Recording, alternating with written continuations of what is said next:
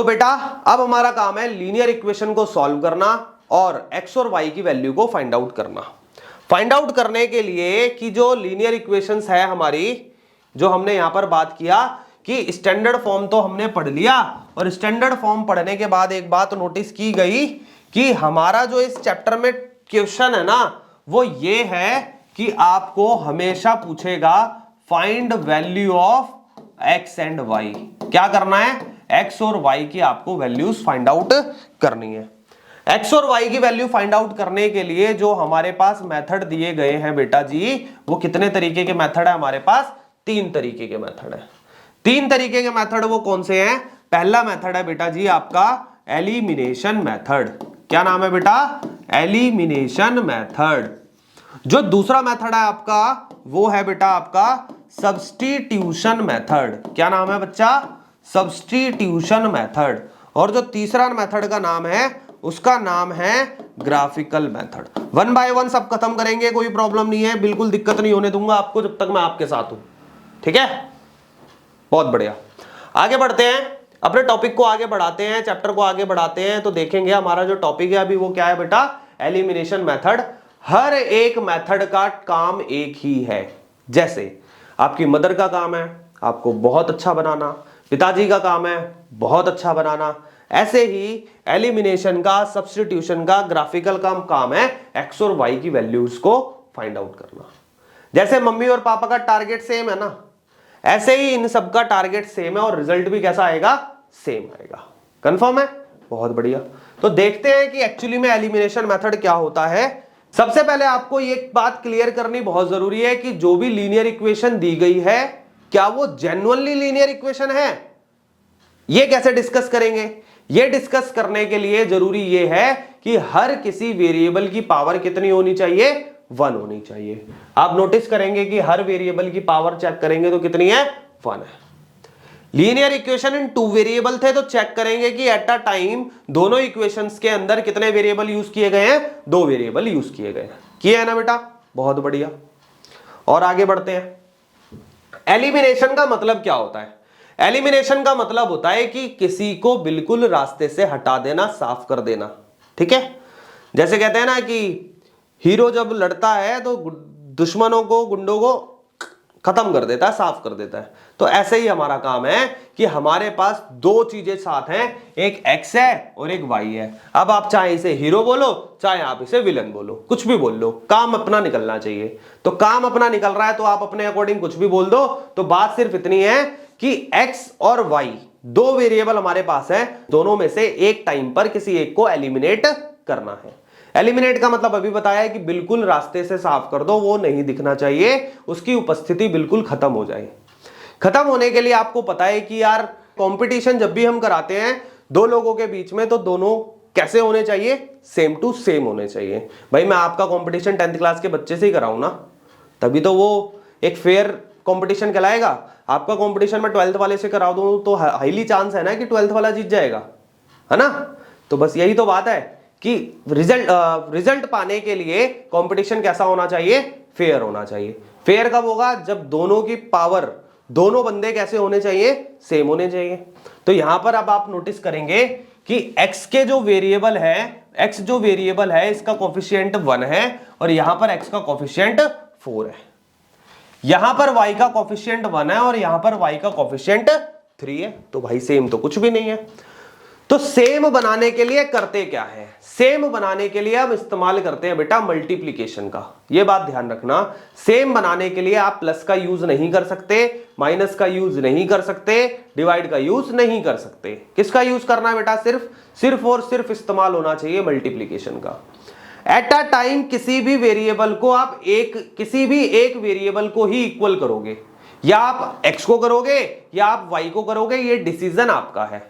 यहां पर कोई बीच में इंटरफेयर नहीं कर सकता। तो चॉइस आपकी है, आप किसको इक्वल करना चाहते हैं। मान लेते हैं कि हम x को इक्वल करना चाहते हैं, तो कंडीशन है बेटा, कंडीशन क्या है? चलो पहले लिख लेते हैं। कंडीशन अपनी ये है x माइनस वाई इक्वल -1 और 4x प्लस 3y इक्वल 10। ये 2 इक्वेशन हमारे पास देखने के लिए मिल रही है और मैं चाहता हूं कि x इक्वल हो जाए।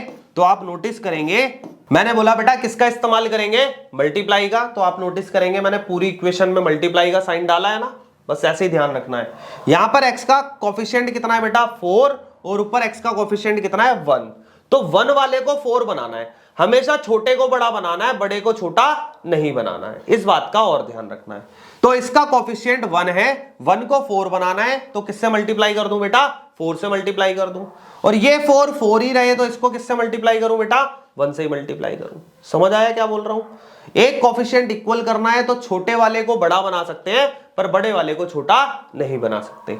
सॉल्व करेंगे अगर हम तो हमें एक आउटकम मिलेगा, x को 4 से मल्टीप्लाई करूंगा विच इज 4x और माइनस का माइनस y को 4 से करूंगा तो मिलेगा बेटा 4y इक्वल -4 एंड नीचे वाली इक्वेशन को 1 से मल्टीप्लाई करूंगा तो इट विल बिकम सेम। ये कैसा रहेगा, सेम रहेगा। नोटिस करते हैं अब आपको प्लस माइनस आती होगी, आती है ना, बहुत बढ़िया है। देखो बेटा नीचे वाली जो इक्वेशन होगी ना, जो नीचे लिखोगे आप हर बार जो नीचे लिखोगे उसमें कुछ चेंजेस लाने हैं। चेंजेस क्या है, साइन को बदलना। जो भी साइन आपको दिख रहा है जो भी आप उसको क्या कर देंगे, बदल देंगे। बदल देंगे, बहुत बढ़िया बदल दो। देखो बेटा इसके पास प्लस का साइन है मैंने माइनस लगा दिया, इसके पास प्लस का साइन है मैंने माइनस लगा दिया, इसके बाद प्लस का साइन है मैंने माइनस लगा दिया। यही काम करना है, सिंपल सा लॉजिक। डिवाइडेड बाय, देखो बेटा प्लस का 4x माइनस का 4x कट जाता है, पता है आपको। Opposite sign same number cut जाते हैं, पता है आपको।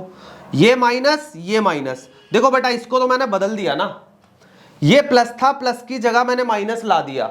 अगर ये माइनस होता तो माइनस की जगह मैं प्लस ले आता। तो नीचे वाली इक्वेशन में जो भी साइन होगा उसका अपोजिट साइन आपको देना है और पुराने साइन को भूल जाना है, ठीक है।